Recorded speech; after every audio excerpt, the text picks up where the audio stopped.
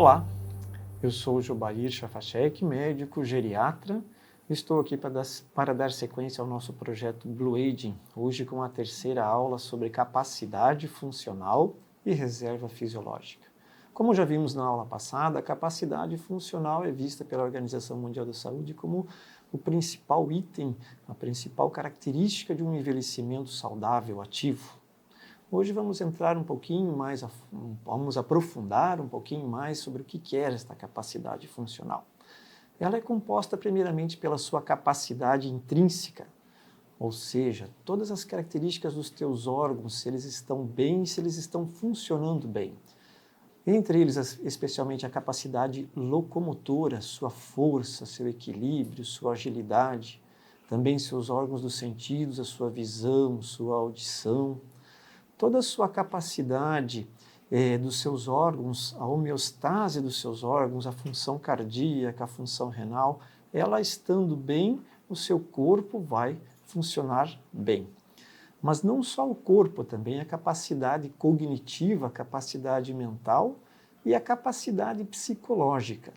E quando falamos em capacidade psicológica, não falamos apenas no humor, na ansiedade, na depressão, nas doenças psiquiátricas, mas em características psicológicas como coping, como resiliência, que são ferramentas de enfrentamento em situações de estresse, em situações de agravo, de desajuste, como que você vai enfrentar essas intempéries, vamos dizer assim, da forma psicológica mais adequada, para ter um resultado melhor de enfrentamento.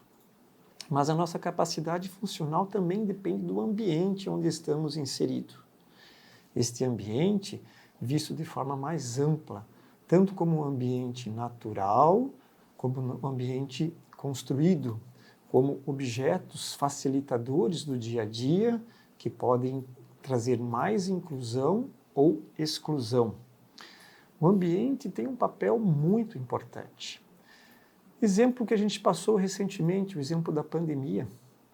Durante a pandemia, decretou-se o lockdown, e no lockdown o idoso praticamente não podia sair de casa, não podia conviver em ambientes públicos, entrar em lojas, teve que ficar restrito.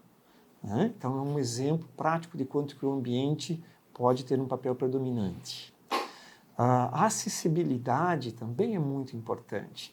Viajando por países que já têm um grau de desenvolvimento maior, que já estão acostumados com a longevidade, com altas expectativas de vida na sua população, a gente observa inúmeras facilidades que promovem um ambiente propício para o idoso. Por exemplo, já vi em algumas cidades barra de proteção entrando para dentro do mar ou para dentro de um lago, para que um idoso possa usufruir desse lazer. Ou a característica de acessibilidade no transporte público, com um acesso completamente viável para um idoso que use uma cadeira de rodas ou que esteja usando um andador. Isto é inclusão. Mas o ambiente também ele se refere às condições, digamos assim, emocionais, subliminares, que promovem a inclusão do idoso. Você pode viver num ambiente que ele te desencoraja a participar das questões da vida, ou um ambiente que te encoraja a sair de casa. E nesse sentido, todos os aspectos de segurança pública, de transporte, de políticas públicas, também fazem parte do ambiente. E a capacidade funcional, ela é a interação entre esta capacidade intrínseca e este ambiente. É nessa interação que hoje reside o maior desafio das pesquisas e a gente entender como isso funciona. Porque essa interação não é simplesmente uma soma. A soma de 1 mais 0 é 1. Isso é uma multiplicação. 1 vezes 0 é 0.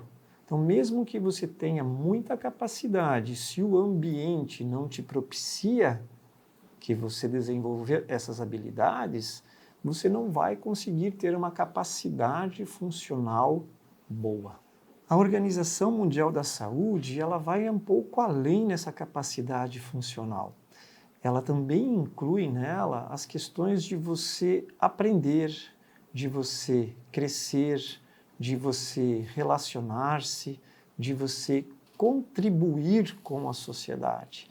Esse contato intergeracional do vô com o neto, de aprender com as experiências, de se sentir útil, também faz parte da capacidade funcional. Porém, a capacidade funcional ela vai apresentando um declínio lento e progressivo com o avançar da idade.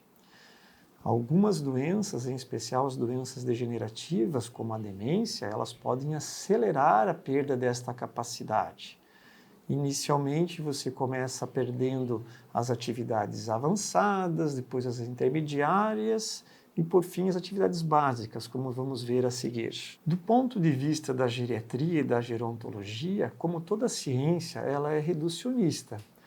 Então, ela reduz essa capacidade funcional para atividades básicas, atividades intermediárias e avançadas. O que são essas atividades?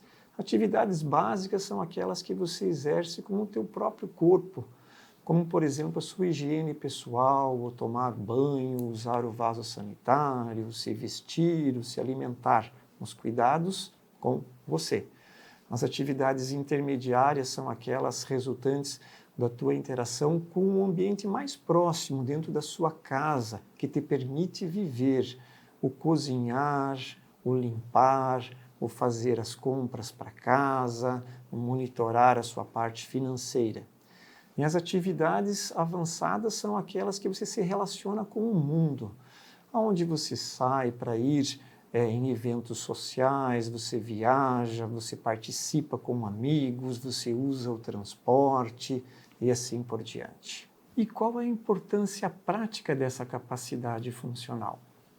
Quando nós vamos tomar qualquer decisão a respeito da saúde do idoso, qualquer intervenção sobre o idoso, nós temos que levar em consideração a capacidade funcional. Se eu vou fazer um exame de rastreamento, por exemplo, até quando a mulher precisa fazer mamografia, até que idade o homem precisa fazer rastreamento de câncer de próstata, isso depende da sua capacidade funcional mais do que a sua idade cronológica. Se eu vou indicar uma cirurgia para alguma doença, algum tratamento, uma admissão numa UTI, a capacidade funcional do indivíduo idoso é o fator mais importante para determinar essas atitudes. Até mesmo uma medicação. Se eu vou usar um remédio para diabetes, para colesterol, para hipertensão, para um problema de tireoide, tem que ser levado em conta não só o resultado do exame, mas sim a capacidade funcional do idoso para saber se ele vai ter benefício daquele tratamento ou não. E se a capacidade funcional ela é tão importante, será que é possível melhorá-la, implementá-la, aumentá-la? Aí nós vamos para o segundo tema da nossa aula, que é a reserva funcional. O que é a reserva funcional?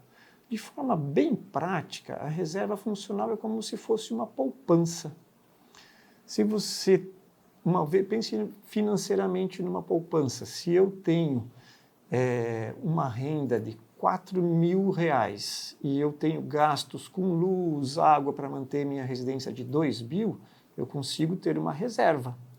E no momento, se acontecer alguma intercorrência que eu precise gastar mais, eu posso usufruir dessa reserva para conseguir enfrentar essa intercorrência.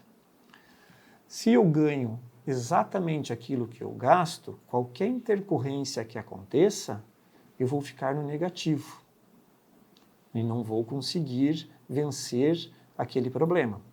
Se eu ganho menos daquilo do que eu gasto, eu já estou em déficit todo mês e eu vou precisar de alguém que me auxilie para conseguir pagar essas contas. Da mesma forma na nossa saúde. Esse último grau que eu falei é o grau de dependência. Eu preciso de alguém para me ajudar nas minhas atividades. Renato Guimarães, geriatra já falecido de Brasília, ele tem o conceito do capital de saúde, onde ele considera que o nosso capital, a nossa saúde é como um capital. Só que ele pontua muito bem que isso se inicia lá na primeira infância. E ao longo da vida a gente vai fazendo depósitos, vai fazendo saques, o que determinarão lá no futuro qual reserva, qual poupança nós temos para gastar no momento em que precisaremos mais. Vamos ver alguns slides agora para exemplificar um pouco mais essa questão da reserva funcional. Então, falando nesse processo de depósitos e saques, existe uma pesquisa da Universidade de Stanford, já uma pesquisa de 2001, onde considera os 4 fatores mais importantes que prolongam a vida. Considera a assistência médica responsável por 10%, a genética por 17%, o meio ambiente por 20% e o estilo de vida, o modo de vida como 53%. Claro que isso é uma pesquisa de 2001. Acredito que hoje os fatores estão mais equilibrados, praticamente iguais. Mas o importante aqui é que você entenda que o meio ambiente e o estilo de vida jogam um papel predominante, que não existe um determinismo genético nesse processo. Aqui temos um estudo do JAMA de 2001, onde foi feito uma classificação dos idosos conforme a análise desses fatores. Aqui, cognição, humor, nível funcional, síndromes geriátricas, estado nutricional, a quantidade de medicação que usa, condições socioeconômicas. Com base nesses fatores, foram classificados os idosos nessas 3 categorias: idosos considerados fits, idosos com um envelhecimento considerado normal e idosos com um envelhecimento considerado frágil. E o que foi avaliado? A expectativa de vida ao longo de anos. Idosos de 70 anos que faziam parte do grupo FIT tinham uma expectativa de vida média de 18 anos, os normais 12 anos e os frágeis 6 anos. E esse padrão é onde o FIT tinha uma expectativa de vida praticamente 3 vezes maior que o frágil, ele foi se mantendo em todas as idades, 75, 80, 85, 90, 95 anos. Então veja a importância do seu estado funcional, porque quanto melhor o seu estado funcional, maior a sua expectativa de vida. Nesse outro estudo aqui do JAMA de 2011, foi analisado apenas a questão da velocidade de marcha com relação à expectativa de vida. Nesse caso, em mulheres. Pegando mulheres de 65 anos, se é uma idosa frágil, numa velocidade de marcha em torno de 0,3, 0,4 metros por segundo, uma expectativa de 15 anos. Na mesma idade, uma idosa bem condicionada, com uma boa condição de saúde e uma expectativa de vida de 40 anos. Também um processo que vai se mantendo ao longo dos anos. É claro que não existe vida eterna aqui na Terra, né? Então esse range ele vai diminuindo ao longo da idade. Mas o interessante é percebermos que quanto mais precoce for a intervenção, mais efetiva ela é.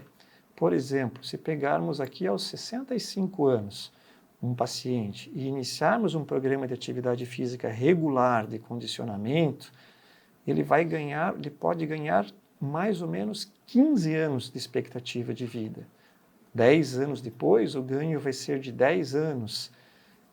Mais 10 anos depois, 20 anos depois do primeiro, mais 5 anos.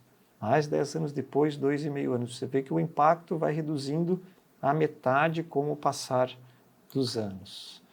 Portanto, quanto mais precoce for a intervenção, maior o impacto.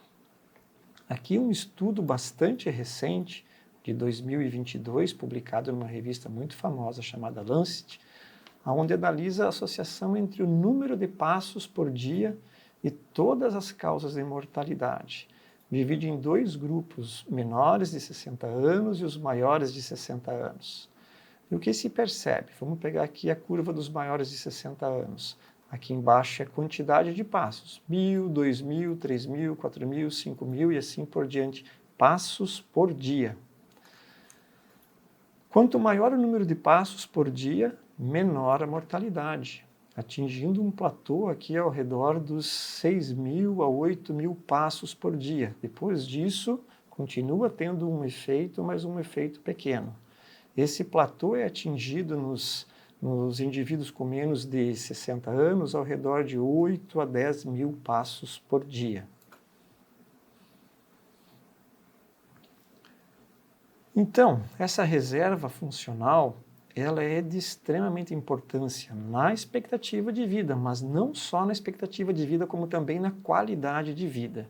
Esse aqui é um gráfico que o nosso aplicativo, que vai ser lançado e futuramente usa, onde nós classificamos o idoso em 10 graus de nível funcional e em 5 categorias, 5 cores, em idoso ativo, idoso independente, vulnerável, dependente e incapaz. Vamos fazer agora aqui um exemplo. Digamos que aqui aos 75 anos você venha a ter uma doença importante. Pode ser um infarto, pode ser um câncer, ou mesmo uma doença aguda como uma pneumonia ou uma queda onde você tenha fraturado sua perna. O que acontece conforme o teu nível funcional? Então, se você estiver com um nível funcional muito bom, a tendência é que durante a doença você tenha uma queda do teu nível de função, mas você venha a recuperá-la plenamente e seguir a sua vida no mesmo canal de nível de função que você tinha previamente à doença. Caso você esteja num nível funcional um pouco menor, pode acontecer de você ter um tempo maior de recuperação e que você não retorne ao mesmo nível, que você já entre num canal um pouco menor, como se você tivesse ficado com alguma sequela deste acontecimento, deste agravo. Se a sua capacidade funcional for ainda menor, pode ser que você venha diretamente ao óbito, não suporte o tamanho dessa agressão, ou mesmo que você recupere, você fique num nível muito inferior de capacidade. Portanto, a capacidade funcional e a reserva que você tem vão determinar um prognóstico, uma qualidade de vida e uma expectativa de vida. Então, resumindo, reserva fisiológica é uma poupança, ela tem um impacto direto na sua expectativa de vida, segundo os estudos, mas principalmente na qualidade de vida e na sua capacidade de enfrentar os agravos que vão acontecer ao longo de sua vida. Ela é de extremamente importância e ela deve ser cultivada, implementada, o que a gente vai ver no curso das próximas aulas. Gostou dessa aula? Reflita, ele é relevante para você? Ele é relevante para a sua família, para a sociedade onde você vive? Então compartilhe. Precisamos compartilhar essa ideia, essa nova forma de ver o processo do envelhecimento. Um abraço a todos e até a próxima aula daqui uma semana.